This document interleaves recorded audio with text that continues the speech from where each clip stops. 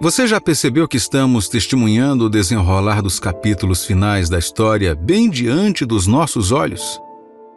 Perguntas sobre o fim dos tempos são algumas das questões mais significativas e frequentemente ponderadas nas mentes de muitos hoje. Contudo, a história não é apenas uma sequência aleatória de acontecimentos. Em vez disso, consiste em planos divinos, meticulosamente elaborados, ordenados por Deus Todo-Poderoso há muito tempo, para se desenrolarem no devido tempo. Hoje nos encontramos em um momento crítico onde a profecia se cruza com a história. Numerosos acontecimentos confirmam que estamos realmente vivendo nos últimos dias. Existem numerosos indícios de que podemos estar vivenciando o auge da história humana. A pandemia, os terremotos e outros acontecimentos reforçam significativamente a ideia de que estamos atualmente nas fases finais da história. Em Mateus capítulo 24, versículos de 4 a 8, Jesus conta aos seus discípulos os sinais dos últimos dias e do seu retorno, dizendo: Vede que ninguém vos engane, porque viram muitos em meu nome dizendo, Eu sou o Cristo, e enganarão a muitos.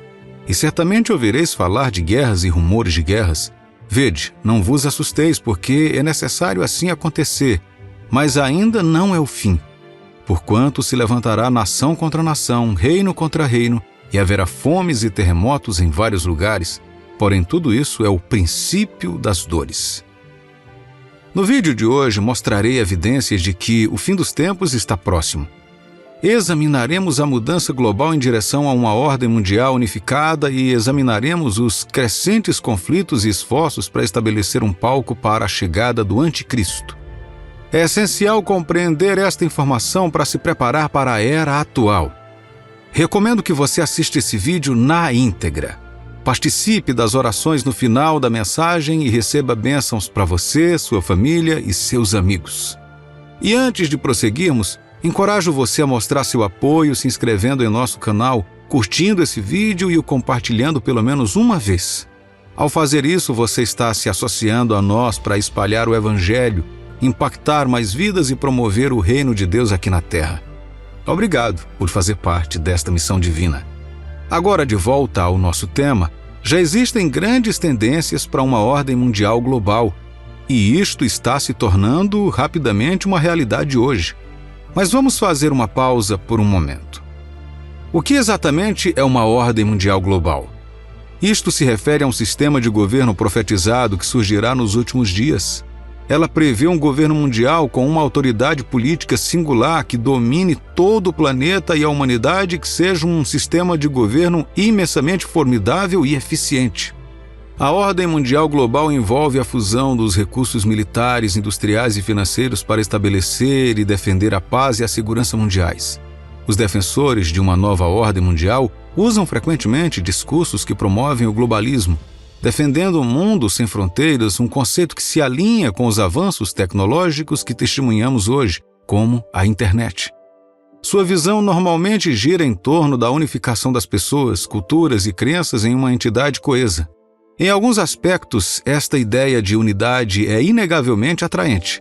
Afinal, quem poderia se opor à ideia de que toda a população mundial se unisse para a melhoria da humanidade? No entanto, existe um problema significativo com a ordem mundial global. Qual pode ser esse problema? A preocupação subjacente com este governo mundial é profunda. Ele requer uma autoridade central com poder significativo para ditar essencialmente as ações, pensamentos, discursos e até mesmo crenças e adoração às pessoas. Pode parecer inimaginável, mas já estamos testemunhando nações soberanas sendo orientadas sobre quais as leis adotar, abrangendo áreas como a sexualidade, a economia e a fé, e os sistemas de crenças por parte de nações influentes. Em Apocalipse 13, o apóstolo João prevê um período em que o mundo se esforçará para regressar à Babilônia e estabelecer uma nova ordem mundial. Satanás é o cérebro por trás desta ordem mundial global, com o objetivo de impor um objeto específico de adoração nos últimos dias. Este grande desígnio de unir sistematicamente países, culturas e religiões é atribuído a Satanás, que é considerado o Deus desta era em 2 Coríntios capítulo 4, versículo 4. Além disso, 1 João capítulo 5, versículo 19, nos informa que o mundo está sob o domínio do maligno.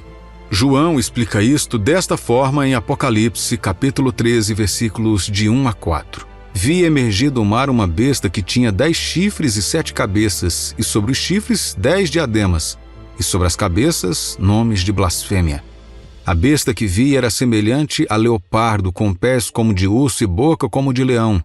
E deu-lhe o dragão o seu poder, o seu trono e grande autoridade. Então vi uma de suas cabeças como golpeada de morte, mas essa ferida mortal foi curada, e toda a terra se maravilhou, seguindo a besta, e adoraram o dragão porque deu a sua autoridade à besta. Também adoraram a besta, dizendo: quem é semelhante à besta? Quem pode pelejar contra ela? Esta escritura destaca a profecia de que as pessoas adorarão Satanás no final desta era. Uma razão convincente para esta adoração é a aparente vitória de Satanás e da besta sobre Deus e o seu povo. Desde o início, Satanás ansiava por adoração, como evidenciamos pela tentação de Jesus no deserto. Seu desejo final é que a humanidade o adore em vez de Deus. Embora o termo governo mundial possa não ser explicitamente mencionado na Bíblia em relação aos últimos dias, as Escrituras fornecem amplas evidências para aferir a sua existência sob o domínio do anticristo no final. No entanto, é crucial reconhecer que só Jesus pode trazer paz e alegria duradouras ao mundo. A Bíblia afirma inequivocamente que o sofrimento, a corrupção, as trevas e a morte, sinônimos de vida na terra, persistirão até o retorno de Cristo. É bastante claro que essas aflições mundanas serão eliminadas quando Cristo retornar para levar os cristãos para estarem com Ele para sempre. Esta é a esperança de todo verdadeiro cristão, nossa bendita segurança, como afirmado em João capítulo 14, versículos 1 e 2. Não se turbe o vosso coração, credes em Deus, crede também em mim. Na casa de meu Pai há muitas moradas. Se assim não fora, eu vou-lhe teria dito, pois vou preparar-vos lugar. João, o discípulo amado, descreve o governante deste vasto império como alguém que será dotado de poder e autoridade, concedidos pelo próprio Satanás. Este novo governante será adorado por todo o mundo e exercerá autoridade sobre cada tribo, cada povo, língua e nação. A figura descrita por João, o revelador, liderará um governo mundial reconhecido como soberano sobre todos os governos anteriores. Isto é evidente hoje, uma vez que as nações estão dispostas a ceder alguma soberania para abordar questões como as mudanças climáticas, indicando a disponibilidade do mundo para abraçar qualquer pessoa ou qualquer coisa que apresente soluções promissoras para os problemas da humanidade. A besta, também conhecida como Anticristo, se esforçará para estabelecer o controle absoluto sobre todas as nações e todas as esferas de influência, exigindo adoração para cumprir o seu desejo inabalável de ser como Deus. Para alcançar o domínio total sobre as pessoas, os negócios, a economia e até mesmo a internet, devem ser regulamentados conforme descrito em Apocalipse capítulo 13, versículos 16 e 17. A todos, os pequenos e os grandes, os ricos e os pobres, os livres e os escravos, faz que lhes seja dada certa marca sobre a mão direita ou sobre a fronte, para que ninguém possa comprar ou vender, senão aquele que tem a marca, o nome da besta ou o número do seu nome. Sem dúvida, a maioria das pessoas será obrigada a receber a marca simplesmente para sobreviver. Este novo sistema de comércio será universal, obrigatório e ligado ao culto da besta. Em resposta à pergunta dos discípulos, diga-nos qual será o sinal da sua vinda e do fim dos tempos. Em Mateus capítulo 24, versículo 3, Jesus respondeu: e ouvireis falar de guerras e rumores de guerras. Quando o conflito irrompe, especialmente em Israel, muitos ponderam se isso significa o fim dos tempos com base na profecia de Jesus. No entanto, a maioria das pessoas ignora a última parte do resto de Mateus 24, versículo 6. Vede, não vos assusteis, porque é necessário assim acontecer, mas ainda não é o fim. O simples reconhecimento da declaração de Jesus sobre guerras e rumores de guerras não implica que os conflitos e as guerras sinalizem o fim. Em vez disso, nos adverte para não sermos consumidos ou angustiados por guerras ou rumores de guerras, porque o fim ainda não chegou. Da mesma forma, Jesus mencionou falsos messias, fomes e terremotos, alertando que tudo isso é o princípio das dores, significando que é apenas o começo do fim. É bastante notável que as coisas que Jesus indicou como não sendo necessariamente sinais do fim dos tempos sejam frequentemente vistas pelas pessoas como tal. Isto não quer dizer que guerras, conflitos e rumores de guerras não tenham nenhuma relação com os últimos dias. A Bíblia, ao se referir ao fim dos tempos, retrata intensas guerras entre as nações e reinos do mundo. Contudo, o ponto-chave é que a guerra sempre existiu no mundo e persistirá até que Jesus estabeleça a paz no reino milenial. Portanto, as guerras e os rumores de guerras não são os únicos indicadores do fim dos tempos. As guerras civis, os conflitos entre Israel e os países vizinhos e outras formas de conflito atuais não assinalam necessariamente a chegada do fim dos tempos. Em vez disso, nosso foco deveria ser em espalhar o Evangelho até os confins da terra a todo custo, até que a Escritura em Mateus 24, capítulo 14, seja verdadeiramente cumprida. E será pregado este Evangelho do reino por todo o mundo, para testemunho a todas as nações. Então virá o fim. O apóstolo Paulo nos informa que a tribulação não começará até que o anticristo seja revelado em 2 Tessalonicenses capítulo 2, versículos 3 e 4. Ninguém de nenhum modo vos engane, porque isto não acontecerá sem que o primeiro venha a apostasia e seja revelado o homem da iniquidade, o filho da perdição, o qual se opõe e se levanta contra tudo o que se chama Deus ou é objeto de culto, a ponto de assentar-se no santuário de Deus, ostentando-se como se fosse o próprio Deus. A Bíblia e a escatologia cristã não especificam explicitamente nem fornecem detalhes sobre a origem do anticristo. Existem inúmeras especulações e previsões sobre isso, permanecendo meras conjecturas, já que a Bíblia não declara o seu passado. O que sabemos é que um dia o anticristo será de fato revelado, e iremos reconhecê-lo pela sua oposição e exaltação sobre tudo que está associado a Deus. Ele exigirá adoração e afirmará ser Deus. Concluindo, encorajo você, meu amigo e minha amiga, a não sucumbir ao medo, mas a abraçar a fé e permanecer inabalável em seu amor e compromisso com Deus. A indicação de que o fim dos tempos está aqui deveria apenas nos inspirar a ser vigilantes e zelosos em compartilhar a mensagem do Evangelho com todos ao nosso redor, sem reservas. Vamos então orar agora.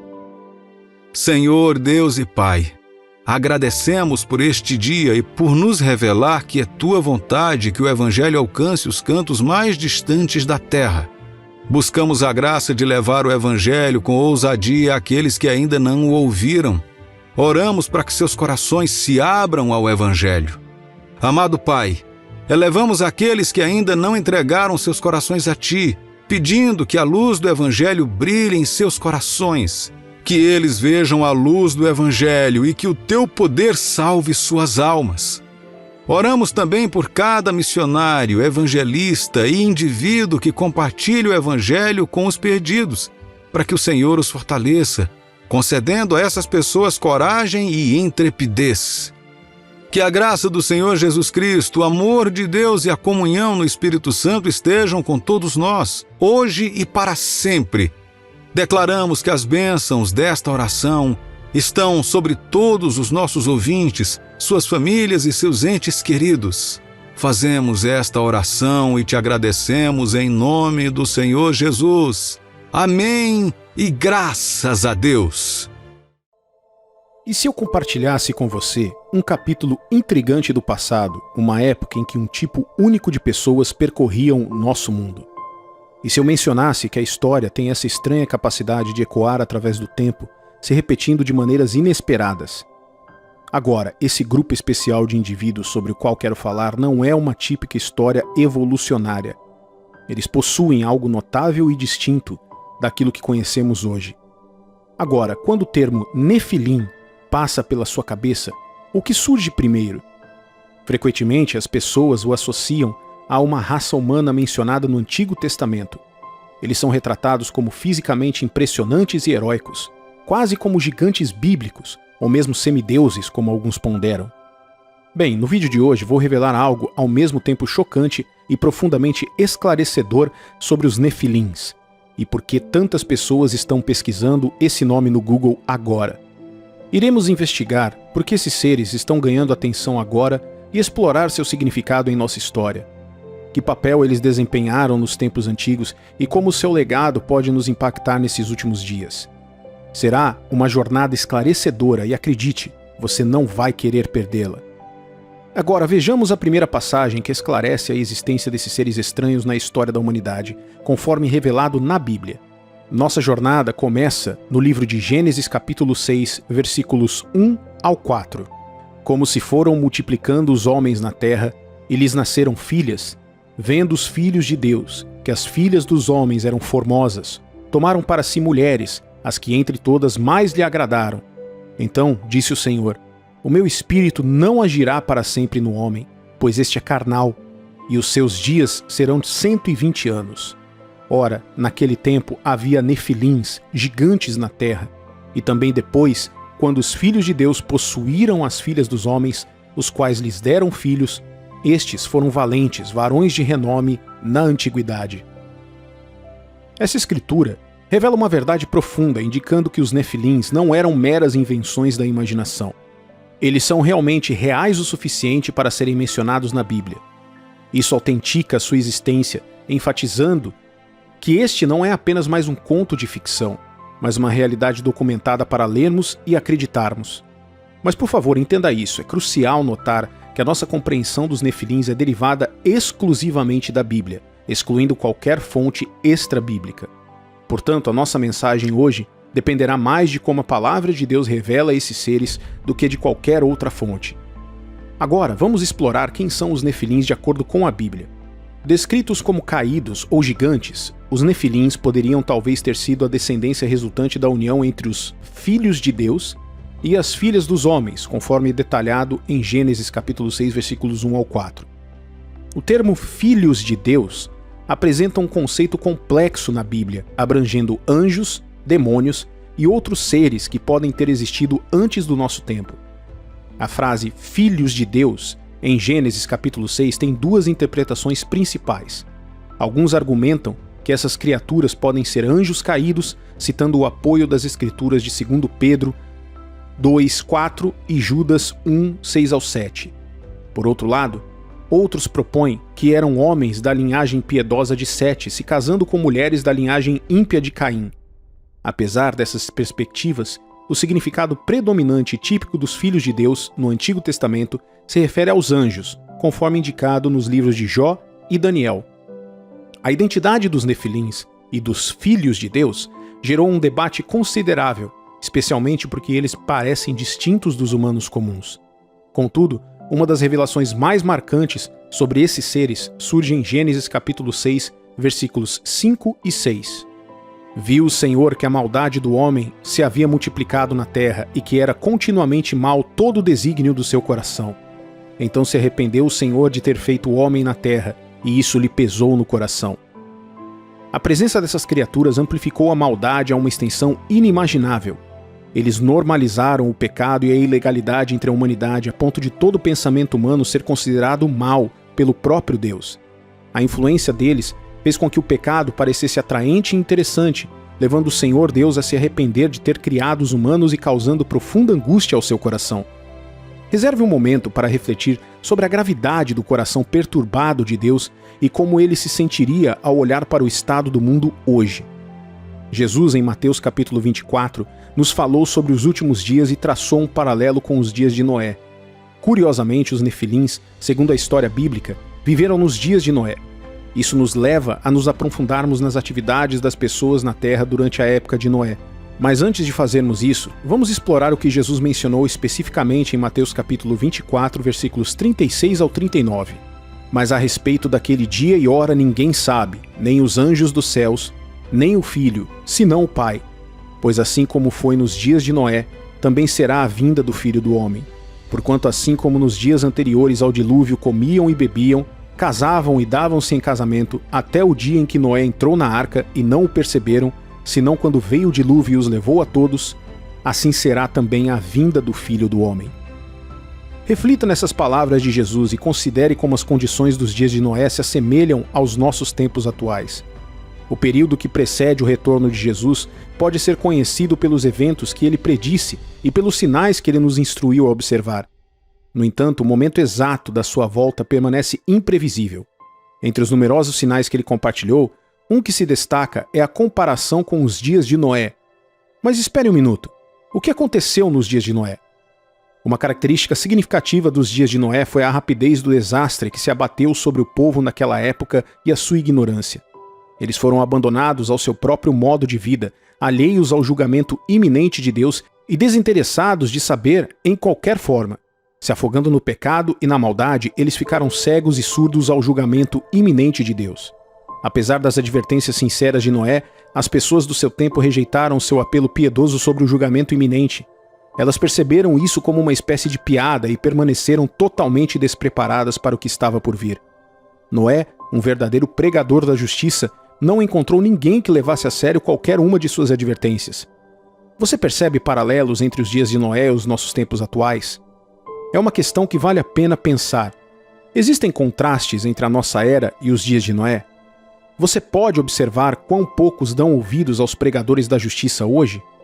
Testemunha a prevalência da maldade e do mal no mundo, a institucionalização da imoralidade e o castigo daqueles que defendem a justiça aos olhos de Deus. Você vê pessoas cuidando de suas atividades habituais, aparentemente alheias à volta iminente do Senhor Jesus? Você concorda que, assim como as pessoas da época de Noé, nossa geração não tem consciência do julgamento de Deus, residindo em cegueira e surdez espirituais? Você afirma que o mundo está à beira da decadência espiritual e moral reminiscente dos dias de Noé? Agora, os dias de Noé se tornaram um período desolador, levando a Deus a se arrepender de ter criado o homem e desencadear o dilúvio. Qual foi o catalisador dessa devastação? A chegada desses seres estranhos na história da humanidade, corrompendo os corações dos humanos contra Deus. A Bíblia revela que quando eles apareceram, a iniquidade se multiplicou e todo pensamento no coração dos humanos se transformou em mal. Meu amigo e minha amiga, exorto você a refletir sobre esses paralelos profundos entre o antes e o agora, e veja se existe alguma conexão. É possível que existam certos seres, forças e poderes em ação no mundo hoje, virando os corações das pessoas contra Deus? Semelhante à era pré-diluviana, estamos testemunhando um aumento nas atividades demoníacas sobrenaturais e no aumento do mal da terra. Um exemplo ilustrativo é a ligação entre os filhos de Deus e as filhas dos homens, resultando na criação de uma raça humana única conhecida como Nefilins. Acredita-se igualmente que uma vez que Jesus comparou os últimos dias com os dias de Noé, é mais provável que veremos um aumento em tais atividades demoníacas sobrenaturais e maldade antes do seu retorno repentino. A Bíblia reforça essa noção conforme articulada pelo apóstolo Paulo em 1 Timóteo capítulo 4, versículo 1, que diz: Ora, o Espírito afirma expressamente que nos últimos tempos alguns apostatarão da fé, por obedecerem a espíritos enganadores e a ensinos de demônios. Na nossa época atual, onde a internet influencia profundamente as atividades humanas, há um aumento notável nas pesquisas do Google sobre Nefilins. Aumentam as questões sobre a sua origem e atividades. Atualmente, vivemos numa era marcada por uma infinidade de ocorrências sobrenaturais em todo o mundo, obrigando as pessoas a mergulhar em textos como a Bíblia para obter informações sobre a existência dessas criaturas sobre-humanas. Numerosos relatórios revelam atividades sobrenaturais sem precedentes, alimentando a curiosidade e levando a um exame mais detalhado do fenômeno nefiliano. Hoje, relatos de seres estranhos com habilidades sobre-humanas, aparentemente ligados às atividades dos nefilins em textos antigos sobre a era pré-diluviana, estão se tornando mais prevalentes. Essa era, situada entre a criação do mundo, em Gênesis 1, e o dilúvio de Noé, é um ponto focal de interesse. Há também relatos de atividades sobrenaturais em andamento em todo o mundo, onde as pessoas afirmam ter avistado seres semelhantes a super-humanos, ocorrências em comum em cenas de acidentes ou emergências, e aumentos de relatos de atividades de OVNIs na Terra. Será que nossa vida cotidiana, aparentemente normal, pode ser um indicativo dos tempos em que vivemos? Tal como nos dias de Noé, as pessoas tomaram decisões conscientes de se desviarem das leis de Deus, ignorando os sinais flagrantes da iminente ira divina. Elas levaram suas vidas normalmente até a chegada do dilúvio. Jesus nos avisa que a sua volta será semelhante aos dias de Noé, onde as pessoas se dedicavam a atividades rotineiras, se casando, procurando meios de subsistência, bebendo e comendo, mas negligenciando manter Deus nos seus pensamentos. Essa negligência contribui para a escalada da maldade até o regresso do Filho do Homem. O fascínio pelos prazeres mundanos tende a fazer as pessoas esquecerem a necessidade de um Salvador. Considere esses paralelos ao refletir sobre os tempos atuais. Vamos prestar atenção à sabedoria compartilhada pelo apóstolo Paulo em 2 Timóteo, capítulo 3, versículos do 1 ao 5. Sabe, porém, isso: nos últimos dias sobrevirão tempos difíceis, pois os homens serão egoístas, avarentos, jactanciosos, arrogantes, blasfemadores, desobedientes aos pais, ingratos, irreverentes, desafeiçoados, implacáveis, caluniadores, sem domínio de si, cruéis, inimigos do bem, traidores, atrevidos, enfatuados, mais amigos dos prazeres que amigos de Deus, tendo forma de piedade, negando-lhe entretanto o poder. Foge também destes. O termo crucial aqui é mais amigos, e é essencial entendê-lo no contexto desses versículos. Nesses tempos difíceis, as pessoas serão de fato mais amigas, mas lamentavelmente do tipo errado. O seu caráter irá contradizer os ensinamentos claros da palavra de Deus. Serão mais amigos dos prazeres, amigos do dinheiro, amigos do egoísmo. Notavelmente, essas pessoas não terão amor pelo que é bom e certo, pelos pais, pelo próximo e por Deus. A sua relutância em abandonar os prazeres pecaminosos por amor a Deus ou em obedecê-lo em questões de dinheiro revela uma ausência crucial do tipo de amor que realmente importa: o amor a Deus. Se repreendidos, tornam-se abusivos, indignos de confiança, e os cristãos verdadeiros não podem confiar nessas pessoas. Espiritualmente cegas e ignorantes, elas assumirão a onisciência, se recusando a dar ouvidos a mestres ou pregadores piedosos, da mesma forma que desconsideraram Noé. A Bíblia registra a presença de nefilins na época de Moisés e Josué, reconhecidos como descendentes de Anak, extremamente grandes e temíveis. Isso levanta a possibilidade de descendente de nefilins hoje, bem como a existência potencial de descendentes distantes de moabitas, amalequitas, hititas e babilônios. No relato dos espiões israelitas explorando Canaã, eles declararam em Números capítulo 13, versículo 33: Vimos também os nefilins, isto é, os anaquins, diante de quem parecíamos gafanhotos aos nossos olhos e aos deles. E para concluir, abordando a passagem misteriosa em Gênesis capítulo 6, versículo 4, sobre a origem dos nefilins durante a época de Noé, é importante não ter muita certeza. Em vez disso, devemos concentrar a nossa atenção em assuntos cruciais para a salvação da nossa alma. Embora a menção dos nefilins em Gênesis desperte curiosidade e intriga, é crucial lembrar que o propósito principal da Bíblia é nos guiar para a nossa salvação eterna.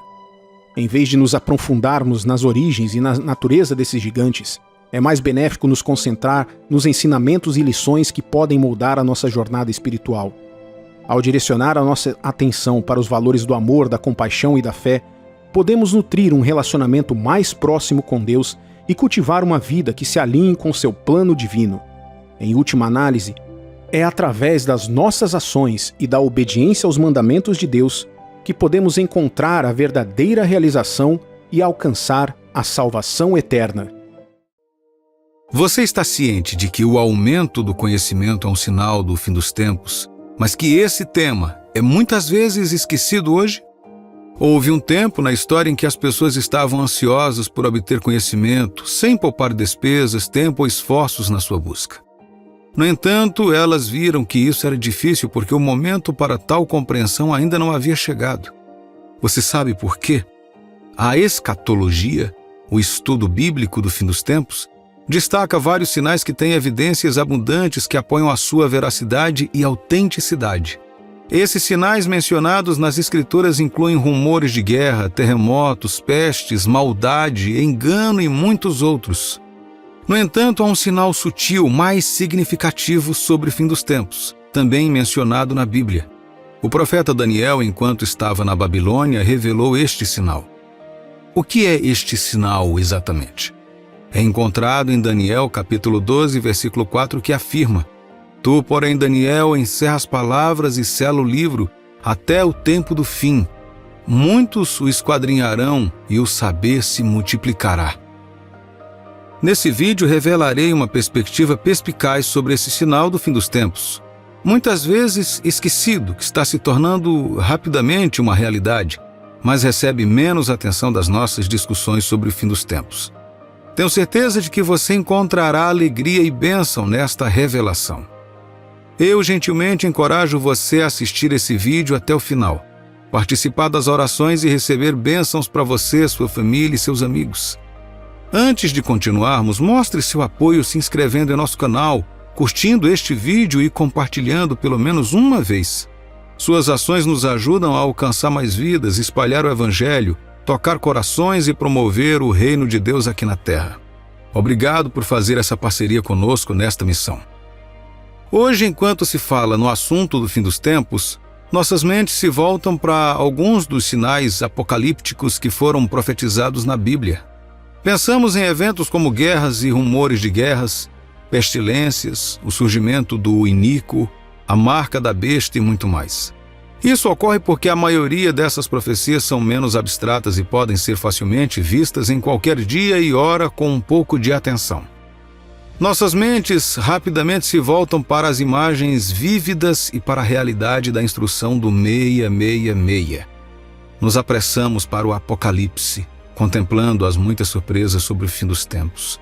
Nos apressamos em consultar os livros de Mateus e Lucas, buscando as palavras de Deus enquanto os discípulos perguntaram: Mestre, quando acontecerão essas coisas? E qual será o sinal de que estão para acontecer? Todos estes sinais são profundos e são de fato profecias bíblicas sobre o fim dos tempos, merecendo a nossa atenção especialmente nos dias em que vivemos. No entanto, existe um sinal mais evasivo sobre os últimos dias que muitas vezes ignoramos. Talvez seja porque não se encontra em Apocalipse, Mateus ou Lucas. Em vez disso, está no antigo livro de Daniel. Antes de mergulharmos na profecia do livro de Daniel, vamos primeiro considerar: quem foi Daniel? Daniel era um judeu cativo da conquista de Jerusalém pelos babilônios.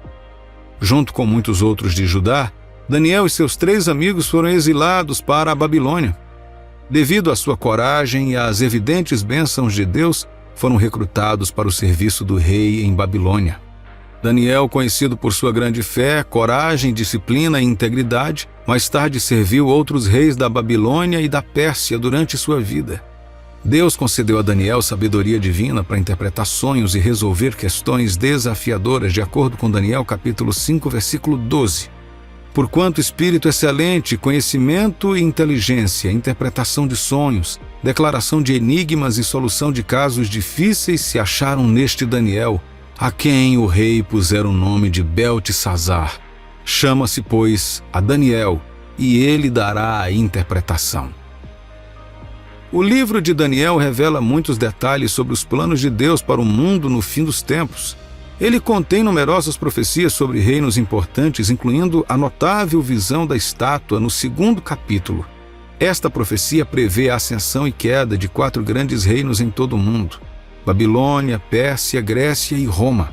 Conforme predito pelo profeta, esses impérios realmente surgiram e caíram.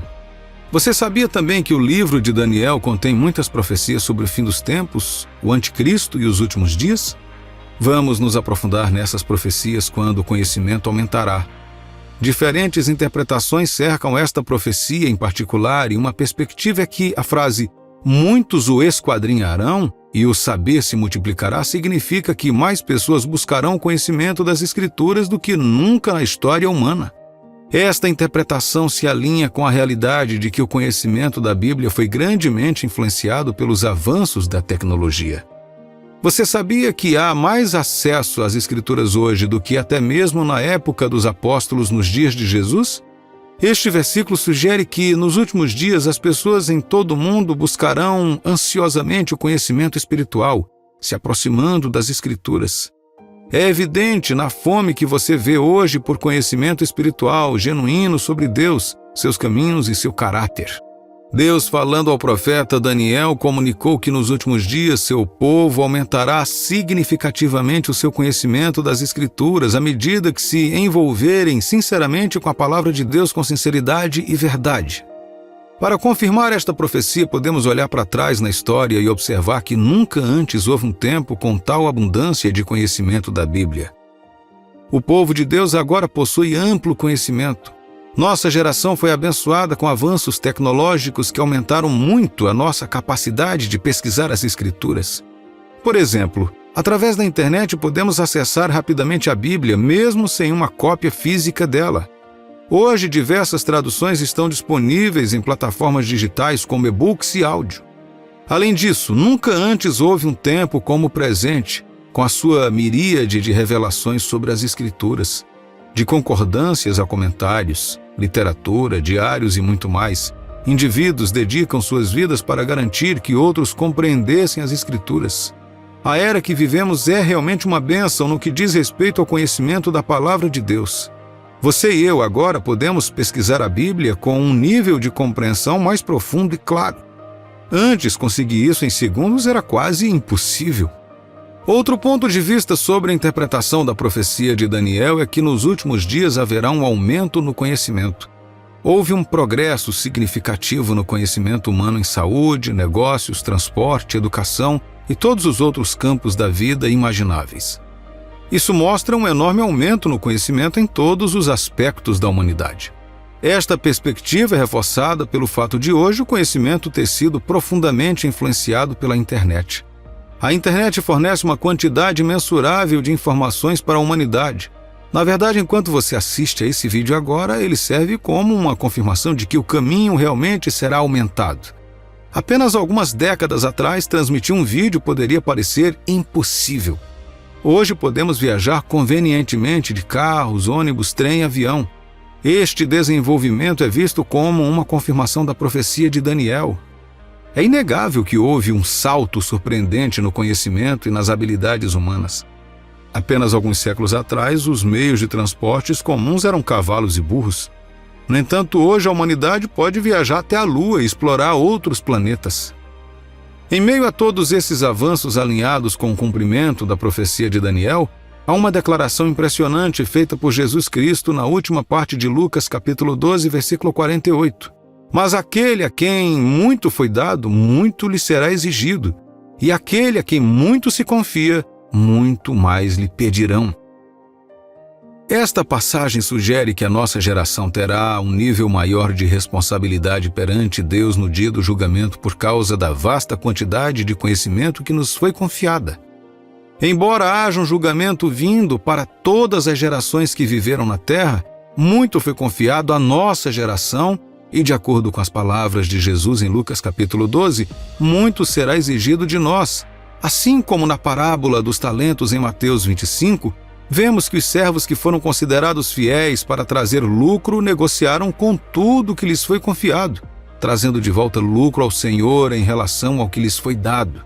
Se eu pudesse fazer apenas uma pergunta, seria esta: o que exatamente você está fazendo com o que lhe foi confiado pelo Mestre? Deixe-me enfatizar, meu amigo e minha amiga, que estamos vivendo nos últimos dias e a volta de Jesus pode estar a apenas alguns minutos, dias, semanas, meses, anos ou décadas de distância. Reserve um momento para refletir sobre os imensos privilégios que Deus concedeu à nossa geração. É crucial não ficarmos indiferentes ou inconscientes deste grande privilégio e oportunidade, especialmente considerando que chegará o dia em que todos devemos prestar contas diante de Deus. 2 Coríntios capítulo 5, versículo 10 declara: porque importa que todos nós compareçamos perante o tribunal de Cristo, para que cada um receba segundo o bem ou o mal que tiver feito por meio do corpo. Deixe que isso desperte o seu coração para desejar uma recomendação do Senhor em seu entorno e não uma condenação. Tal como os dois servos, o seu objetivo é garantir que a sua vida conte para o reino de Deus. Maximize tudo o que ele confiou a você, para que, como o servo lucrativo, você possa ouvir o elogio retumbante em Mateus capítulo 25, versículo 21. Disse-lhe o Senhor: muito bem, servo bom e fiel. Foste fiel no pouco, sobre o muito te colocarei. Entra no gozo do teu Senhor. Agora vamos orar. Senhor Deus e Pai, hoje posso ver e reconhecer o amor que o Senhor tem por mim, me permitindo nascer nesta época. Isso afirma sua amorosa bondade e fidelidade para comigo. Te agradeço, Jesus, pelas muitas coisas que fizeste por mim. Querido Deus, Reconheço o quanto o Senhor me ama e deseja que eu viva minha vida na expectativa de seu entorno. Peço sabedoria para caminhar como o Senhor gostaria que eu andasse nesta terra, me concedendo o discernimento e a compreensão necessários para viver completamente para Ti e Te agradar. Pelo Teu grande poder, querido Pai, nos mantenha limpos e sem culpa até o Seu retorno. Nos conceda coragem e intrepidez para viver para Ti em um mundo onde o pecado e a maldade o governam e dominam muitos corações. Não deixe que nada nos separe do Teu amor, meu Deus. Agora oramos por todos os cristãos verdadeiros do mundo inteiro, pedindo que o Senhor mantenha nossos olhos focados em Ti. Remova as distrações e nos ajude a ser totalmente dedicados à Tua vontade por toda a nossa vida. Faça com que este caminho de peregrino seja um bom caminho para nós e, no final, ouçamos aquele retumbante elogio dos servos fiéis. Senhor Jesus, oramos por nossos familiares e amigos, pedindo que o Senhor os guarde e os proteja nesta época. Atenda às suas necessidades e dê a eles a esperança e coragem para permanecerem fortes em Ti nestes últimos dias. Declaramos que as bênçãos desta oração estejam sobre todos os nossos ouvintes, suas famílias e entes queridos em nome de Jesus. Que a graça do Senhor Jesus, o amor de Deus e a comunhão do Espírito Santo estejam conosco agora e para sempre. Em nome de Jesus, amém e graças a Deus. Meu amigo e minha amiga, pedimos gentilmente que você diga amém nos comentários abaixo ao dar graças a Deus em antecipação às suas bênçãos. Além disso, encorajamos você a compartilhar seu testemunho nos comentários e, por fim, compartilhar esta mensagem com sua família, amigos ou entes queridos que precisam das bênçãos de Deus em suas vidas. Será que seu nome será encontrado no livro da vida e você será digno de passar a vida eterna com Jesus no grandioso dia? Hoje, algumas pessoas na Terra podem responder a essa pergunta com certeza. A maioria das pessoas simplesmente seguem com suas vidas, presumindo que não há necessidade de abordar um assunto tão delicado. Mas isso é algo que determinará onde você passará a sua eternidade, seja no céu ou no inferno. Por favor, deixa eu te lembrar que o céu e o inferno são reais. A eternidade é vasta demais para termos certeza de onde a passaremos. Ela compreende incontáveis eras sem fim.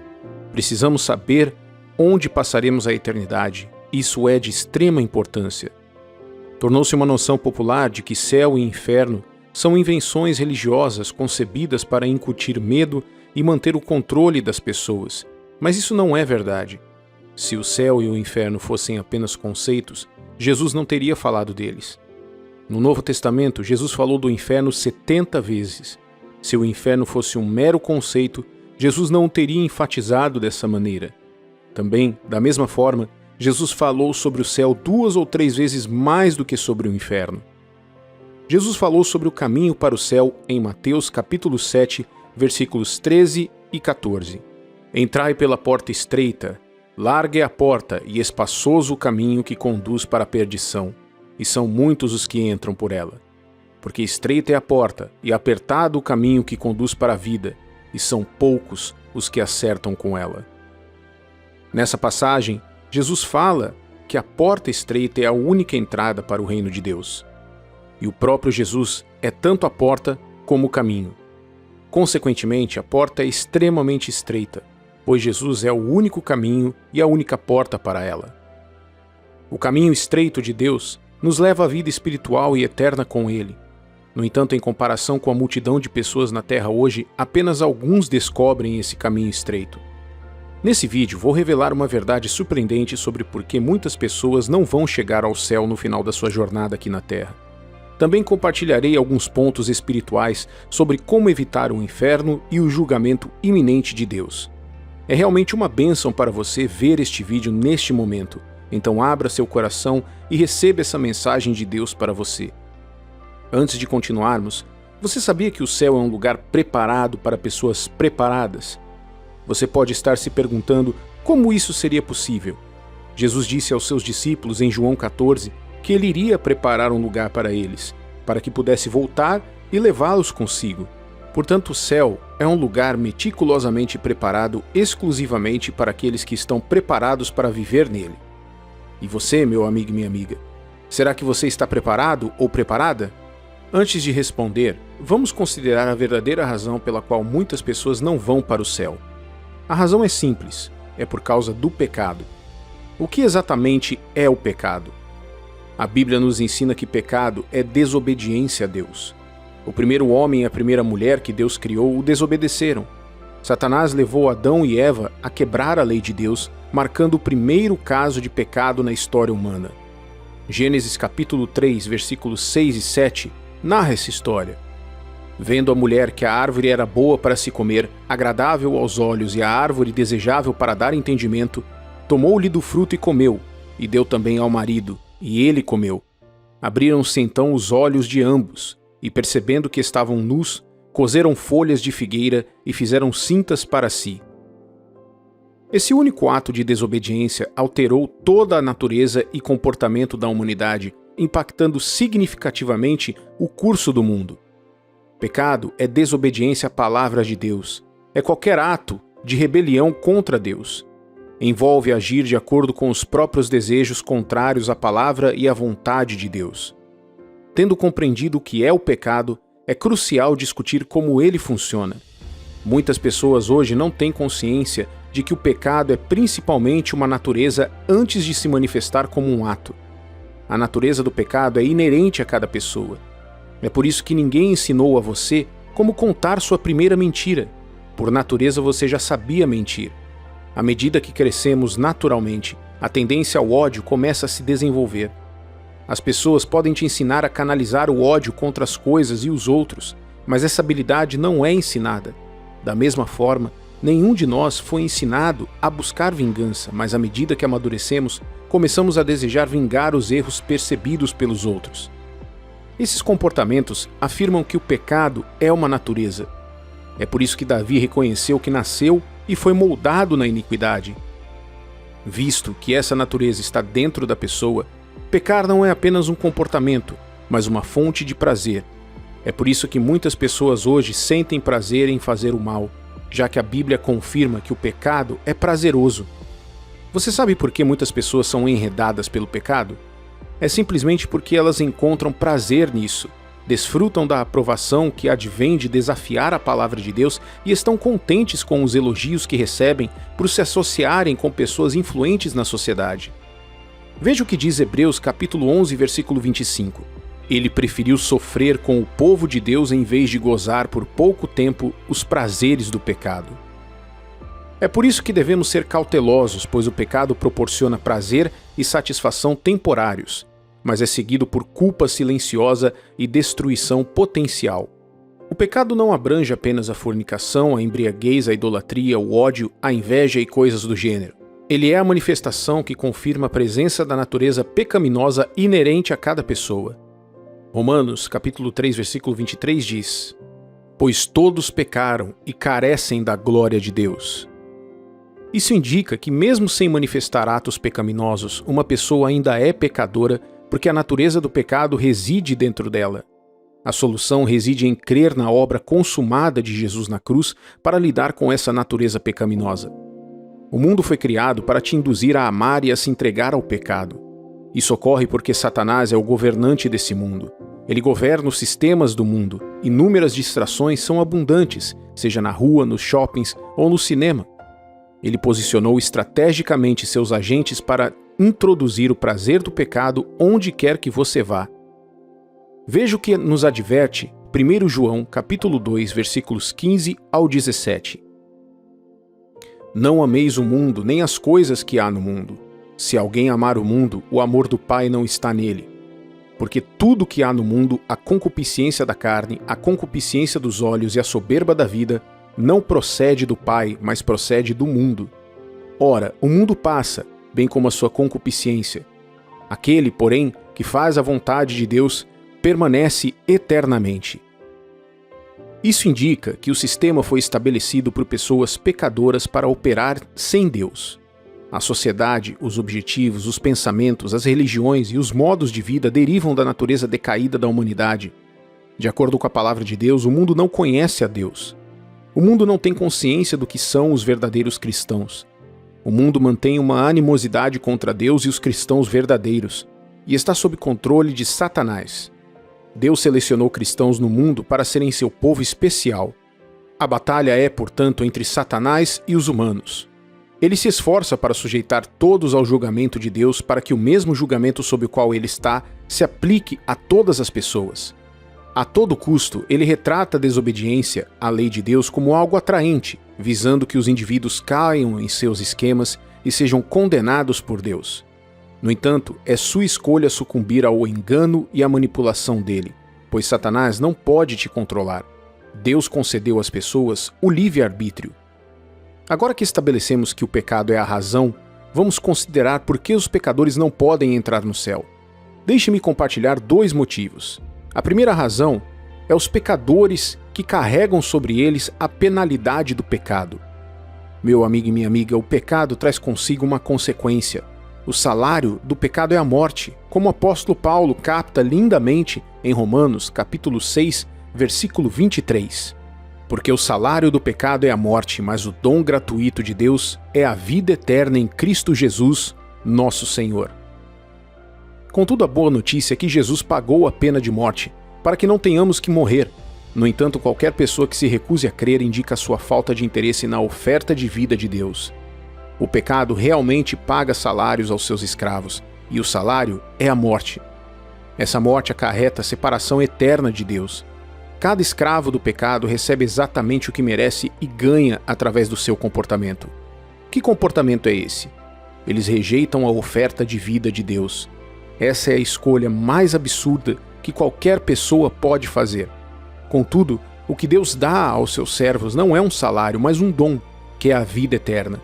Isso não é o que eles merecem, porque nunca poderiam merecer isso.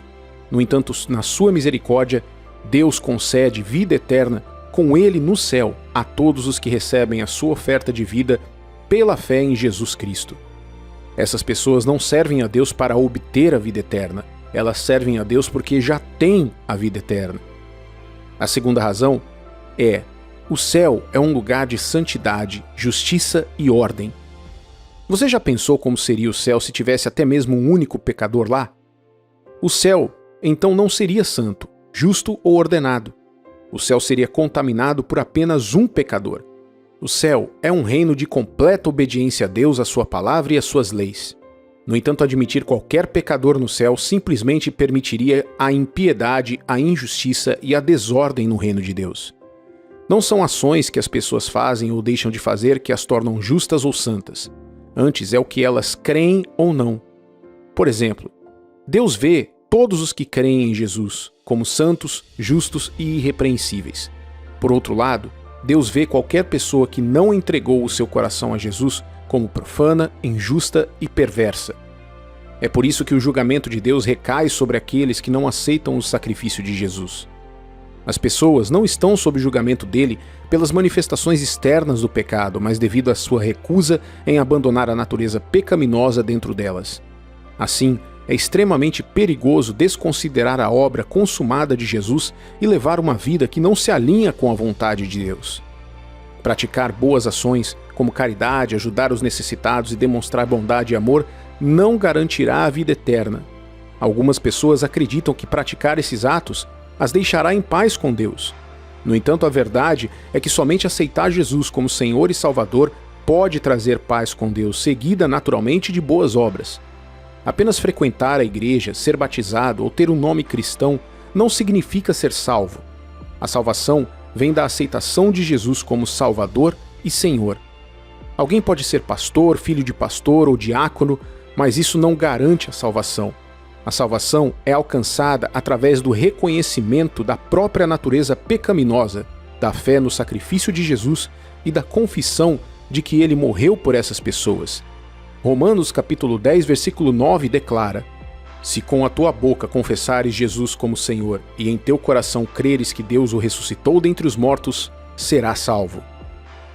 Uma advertência severa é encontrada em Mateus capítulo 7, versículos 21 a 23, enfatizando que nem todos que afirmam seguir a Deus entrarão no reino dos céus. Muitos citarão suas profecias, expulsão de demônios e realização de milagres, mas Jesus dirá: nunca vos conheci, apartai-vos de mim, vós que praticais a iniquidade. Essa escritura nos lembra que as boas obras por si só não podem garantir a salvação. É crucial compreender que a capacidade de pregar sermões não significa santidade e a capacidade de realizar milagres não é indicativa de salvação. Agora, será que é concebível que aqueles que não são servos genuínos de Deus profetizem, transmitam a mensagem de Deus às pessoas e realizem milagres? Sim, é possível. Considere Judas Iscariotes, que era um ladrão, influenciado por um demônio, e não era um seguidor genuíno de Jesus. No entanto, ele recebeu poder e autoridade de Jesus junto com outros 70, quando Jesus os enviou para pregar o evangelho e expulsar demônios. Balaão também profetizou e proclamou belas verdades, mas era um homem mau. No dia do juízo, Jesus não negará as palavras desses falsos profetas. No entanto, ele está plenamente consciente de que é possível não ter salvação, mas ainda assim ser capaz de se dirigir a ele como Senhor e realizar milagres em seu nome. Jesus não lhes dirá: eu já te conheci, mas não te conheço agora. Em vez disso, suas palavras serão: nunca te conheci. Em essência, esses falsos profetas nunca foram suas ovelhas, nunca pertenceram a ele e nunca foram filhos de Deus. Encorajo você a tomar essa decisão hoje ao responder essa pergunta. Você tem um relacionamento com Jesus que garantirá a sua entrada no céu? Na nossa jornada espiritual como cristãos, é vital reconhecer a batalha invisível que se trava ao nosso redor. Veja, há um adversário implacável que vagueia incessantemente, ansiando por nos desviar. Vamos mergulhar nas profundezas desta verdade, olhando o que está escrito em 1 Pedro capítulo 5, versículo 8. Sede sóbrios e vigilantes. O diabo, vosso adversário, anda em derredor como leão, que ruge procurando alguém para devorar. Nosso inimigo espiritual, Satanás, ataca toda a humanidade indiscriminadamente. Ele não demonstra favoritismo, não se importando com sua fé, riqueza ou caráter moral. Seu objetivo final é roubar, matar e destruir. Suas estratégias são multifacetadas e complexas. Ele explora qualquer ferramenta à sua disposição. Um fato surpreendente é que o diabo pode até usar outras pessoas como instrumentos no seu esquema para nos atacar. Outra tática dele é se infiltrar em nossos pensamentos para causar estragos internos. Ele é capaz de explorar suas circunstâncias atuais para lançar seus ataques. Ele aproveita todas as brechas e vulnerabilidades contra você. O diabo está incessantemente na ofensiva, mas ele tem um alvo preferencial: os cristãos verdadeiros, aqueles que entregaram o coração a Cristo e estão comprometidos com os seus ensinamentos. Esses seguidores fiéis estão constantemente sob o escrutínio de Satanás. Ele é implacável em sua busca para os fazer tropeçar. A Bíblia nos adverte para permanecermos vigilantes e alertas, e para compreendermos que o nosso inimigo está constantemente à espera de um momento oportuno para atacar e trazer a ruína.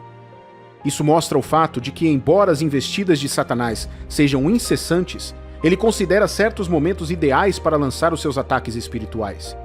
Esses tempos, muitas vezes, resultam em prejuízos materiais em nossas vidas. Portanto, é imperativo manter as nossas defesas espirituais. Esteja preparado para os momentos em que o diabo atacará com força total. Como diz a Bíblia, em 1 Coríntios capítulo 10, versículo 12, aquele, pois, que pensa estar em pé, cuide para que não caia. É fundamental não cair na armadilha de acreditar que você pode resistir sozinho aos ataques do diabo. Ele sempre está em movimento, buscando incessantemente o momento ideal para atacar. Isso ficou evidente quando Deus convocou seus filhos e Satanás também apareceu. Quando questionado por Deus onde ele tinha estado, Satanás declarou que ele estava vagando pela terra e passeando por ela. Essa conversa mostra a natureza inflexível do nosso inimigo e a sua busca perpétua para nos afastar da nossa fé. Como cristãos, devemos garantir que estamos atentos a estes sinais de alerta e permanecer firmemente enraizados na nossa fé, vestidos com a armadura de Deus para resistir aos ataques do inimigo. Esteja atento, esteja preparado, seja forte em Deus. Este é o chamado para todo cristão verdadeiro. Refletindo sobre a história de Jó, encontrada no primeiro capítulo do livro, podemos entender uma mensagem importante sobre a vigilância espiritual. Como um predador à espreita, o adversário não descansa nem dorme. Seu objetivo é claro e imutável: causar estragos na vida dos fiéis. É possível que você tenha se encontrado em um sono espiritual, aparentemente despreocupado com as questões do espírito, ou talvez com a compreensão equivocada de que possui a força para neutralizar sozinho as maquinações do diabo. Deixe-me lembrar que é somente por meio do poder divino de Jesus que podemos ter a esperança de resistir a um adversário como o diabo. É um grave erro acreditar no contrário. Não é sensato esperar até que a nossa família, casamento, carreira, desenvolvimento espiritual ou prosperidade fiquem sob cerco antes de reunirmos as nossas defesas espirituais. Na guerra espiritual que enfrentamos, é crucial discernir as ameaças de forma proativa e combatê-las com uma ofensiva de oração. Assim como Deus permanece sempre vigilante, zelando por seus filhos, o diabo também está incessantemente acordado, aguardando a hora de atacar. Devemos estar atentos aos períodos em que ele tem maior probabilidade de atacar, para que possamos nos resguardar. O adversário muitas vezes ataca após uma profunda experiência espiritual, procurando enganar os cristãos verdadeiros e puxá-los de volta para uma vida de pecado. Ele anseia pela queda e ruína deles. Se você passou recentemente por uma transformação espiritual significativa, fique atento. O diabo provavelmente está planejando seu próximo movimento contra você. Entenda isso. Qualquer avanço espiritual que você alcançar é uma ameaça direta a ele. Satanás detesta sua salvação. Ele fica agitado com o seu compromisso de servir a Deus e despreza sua condição de filho. Suas vitórias espirituais são as derrotas dele. Considere o relato bíblico do príncipe da Pérsia, que se opôs ferozmente ao anjo que trazia a resposta às orações de Daniel. Isso é um exemplo de como o inimigo reage ao progresso espiritual. Tomemos, por exemplo, a história de um homem que começou a frequentar a igreja. Por muito tempo ele foi um frequentador regular, mas não foi verdadeiramente salvo. Ele frequentou estudos bíblicos, aprendeu as escrituras e lutou contra seus vícios para promover o crescimento espiritual. Em um glorioso dia, ele entregou a sua vida a Cristo e escolheu deixar o seu passado para trás, entrando numa nova vida como uma nova criação. Para cada um de nós, que isto sirva como um lembrete de alerta. A vigilância espiritual não é opcional, é essencial. O inimigo está em ação, procurando desfazer o nosso progresso. No entanto, podemos permanecer firmes, armados com o poder de Jesus Cristo e com a sabedoria para discernir as táticas do inimigo. Permaneça firme, meu amigo e minha amiga, e esteja sempre em guarda. Como seguidores de Cristo, devemos transcender os limites do mundo físico. Nem todos os eventos em nossas vidas podem ser atribuídos a mera coincidência. Muitas vezes esses casos são manifestações da guerra espiritual. A verdadeira solução não está no físico, mas sim no envolvimento no combate espiritual. Pense no homem transformado. Ele reconheceu a estratégia do inimigo pelo que era. Com desafio resoluto, ele repreendeu o tentador. Muitos de nós vacilamos aqui, incapazes de repelir os avanços do diabo. O poder de resistir reside na nossa capacidade de dizer não. Existem inúmeras maneiras de afirmar essa recusa. A palavra de Deus é uma arma poderosa para rejeitar os ataques do inimigo. A oração é uma fortaleza, um escudo contra o ataque do diabo.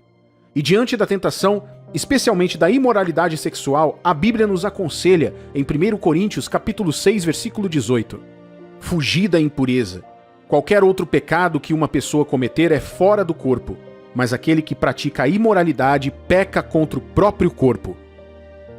Às vezes, o curso de ação mais sábio não é confrontar, mas nos retirar totalmente da situação. Fique tranquilo, não há ataque do inimigo que nos deixe encurralados sem rota de fuga. Veja 1 Coríntios capítulo 10, versículo 23.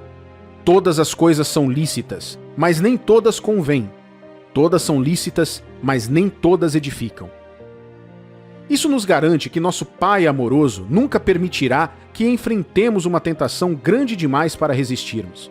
Mais ainda, Ele nos fornece uma saída em nossos momentos de provação, nos permitindo perseverar. Portanto, estejamos vigilantes, reconhecendo os sinais da guerra espiritual. Vamos permanecer firmes, equipados com a palavra de Deus e com o poder da oração, e com a sabedoria para nos afastarmos de situações que possam nos levar à tentação. Lembre-se, não ficamos indefesos ou sem saída. Temos a certeza da fidelidade de Deus. Portanto, estejamos alertas, compreendendo os avisos e enfrentando com coragem as batalhas espirituais em nossa caminhada cristã.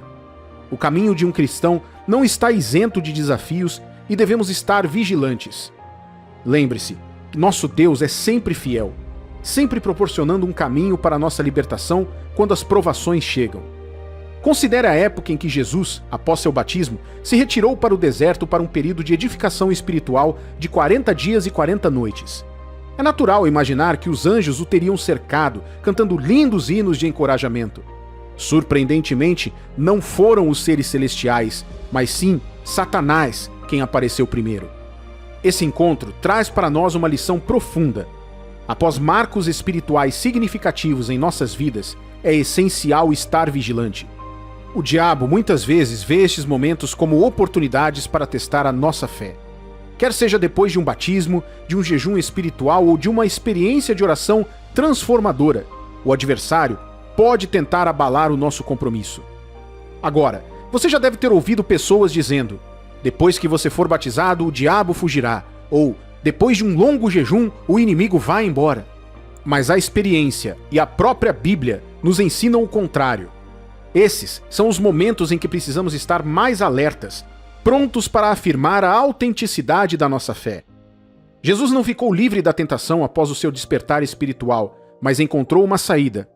Ele confiou na palavra de Deus como seu escudo e sua verdade. E nós também devemos fazer assim.